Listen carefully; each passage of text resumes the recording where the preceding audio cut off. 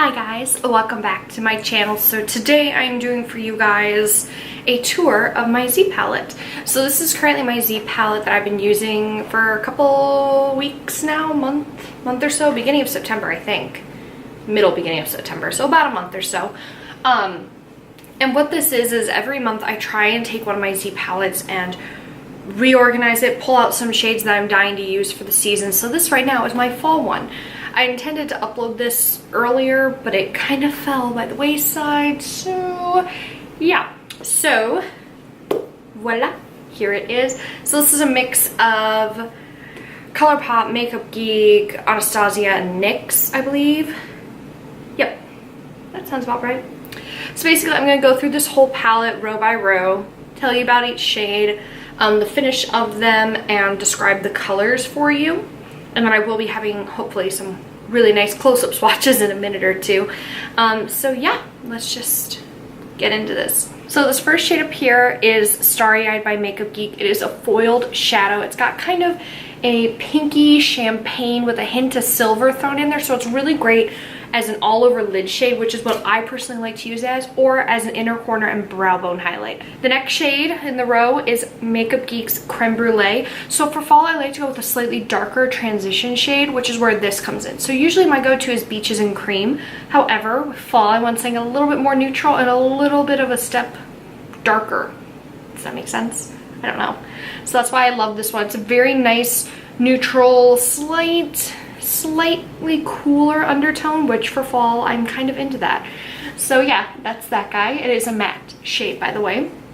The next one is NYX Butterscotch, which is just a very nice, slightly mustardy yellow, but it's a very nice mid-tone yellow with a matte finish to it. The NYX eyeshadows I think are really nice. They're nicely pigmented and they're easy to blend and use. So I think if you haven't checked those out, and you know, they're usually on sale a little more often than like Makeup Geek or ColourPop are, but they're pretty darn affordable. They can range from like $3 to $6, I think, depending on the line, if I remember correctly. Maybe that was just when I bought them. Who knows? Next is ColourPop's Paper Tiger, which is more of a creamsicle kind of color. It's definitely got more of like what I'd like to call like a goldenrod undertone, where it's kind of that orangey yellow undertone to it. I really like it a lot because it's still pretty neutral, so again it works really nice as a warmer option to Creme Brûlée for me as a crease color, transitional crease.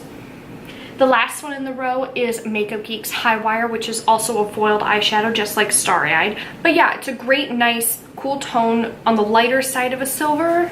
It's not too dark, but it's not too white silver either. That's what I kind of like about it.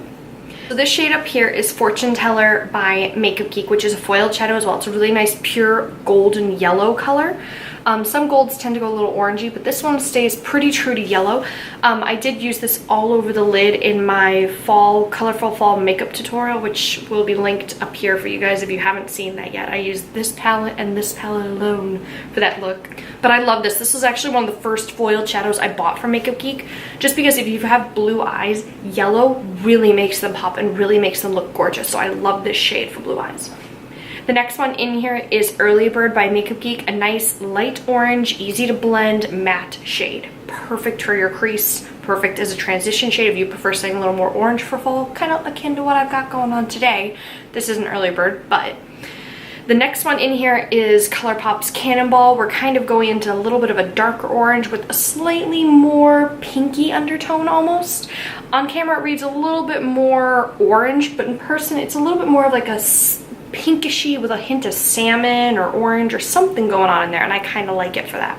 And then the next shade in here is ColourPop Criss Cross, which is a really nice like earthy red color. It's a red with definitely a little bit of brown, but it's still got kind of that salmon almost undertone that is found in Cannonball as well. I really love this as like a shade to deepen up a crease for a fall color. So like if you've gone in with something like this or these, this is a really nice shade to go in to deepen it up if you want to stay nice and warm especially. The last shade in the row is Bedrock by Makeup Geek, which is just a very nice complement to High Wire up here. So it's a slightly bit darker, and it's a little bit more blue toned almost. But it's a very nice, easy to blend, well pigmented. I mean, all these are really nicely pigmented. They wouldn't be in this palette if I didn't like the shadows. But it's a really nice, neutral, a little bit on the cooler side of a gray that just, I love a lot. It's a really nice shade. The next shade in here, down here, is by ColourPop, and it's called Up and Up. It's got a slight satin finish to it, but it's a nice, almost kind of seafoamy green. Kind of would describe it that way, I guess. Which I love a lot, especially for an all over the lid. If you're doing some kind of like an emerald smoky eye look, this would be great for it. The next shade is by Makeup Geek, and this is Typhoon, which is not foiled. No, but I could have sworn Typhoon is duochrome. I can't remember. You'll see on the swatch, I guess. But it's just that nice mid-tone green shimmer. So if I don't want something super, super light, I have a little bit of a darker option to go with as well. That's not, you know, really dark, dark green like the one on my lid right now. The next shade in here is by NYX, and this is a fantastic shade. It's called Wild Orchid. It's kind of a magenta color. It has, when you look at the physical pan, there are little hints of glitter in it, but it's not a glitter that registers when you put it on your eyes. You don't see like little flecks of glitter all over the place, which is nice. And I feel like it's a really great magenta alternate if you're not someone who owns like the Modern Renaissance palette or the new Too Faced Mattes palette, which has a color similar to this in it. The next one in here is Legend by Makeup Geek, which is also a foiled eyeshadow, as we're seeing. Foiled shadows are a favorite of mine.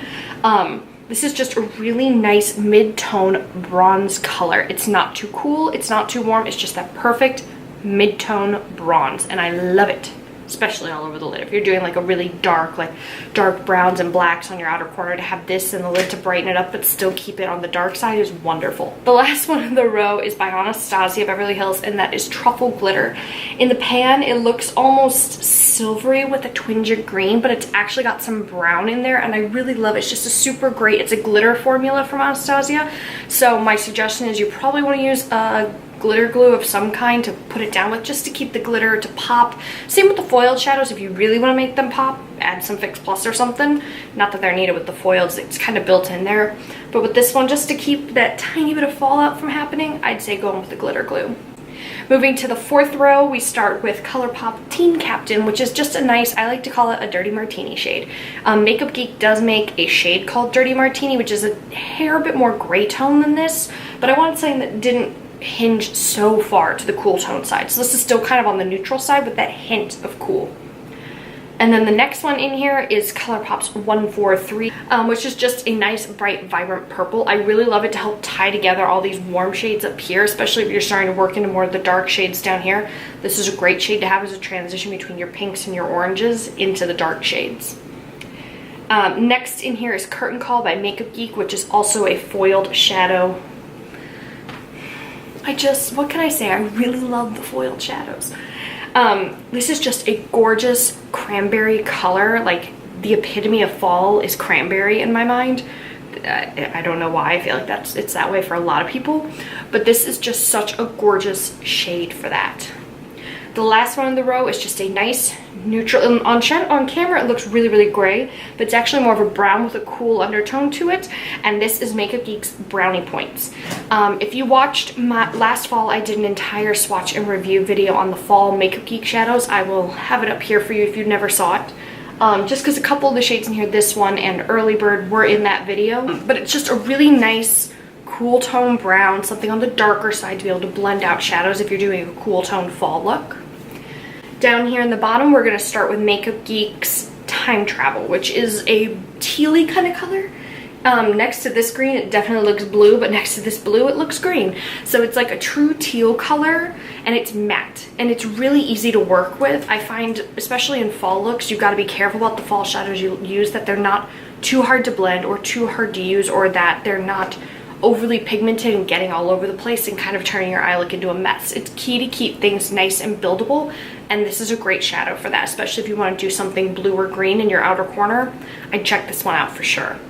The next one in here is Booberry by Makeup Geek. I just love that name, Booberry, which is just a nice, vibrant, bright blue. I think it's just a great shade to have if you're doing something cool toned. It'll give you a nice pop of color, so if you're working with a lot of grays and blacks, adding just a hint of blue in there is a great option.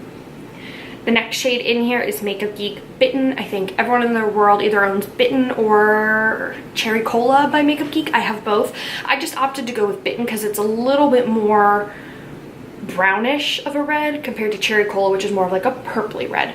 And I figured I have enough purple and pink going on. I want something a little more brown, so I went with Bitten. It's just a great matte shade, especially for working in your outer corner or doing along your lash line, like as a fake wing liner style. The next one in here is NYX Bare It All, which is just a really nice neutral hint going towards the cool side brown. It's also kind of got a hint of purple in there to keep the cool tone. And the last one in there is actually a purple. On camera it kind of looks black, but it's actually a really deep purple, and that is Taboo by Makeup Geek. It's a fantastic like dark eggplant color, so it's gonna look black, but if you're afraid of using black, using any shadows that are blue, green, purple, really dark, giving the idea of black but not black, makes it a little easier to get used to using a darker shadow.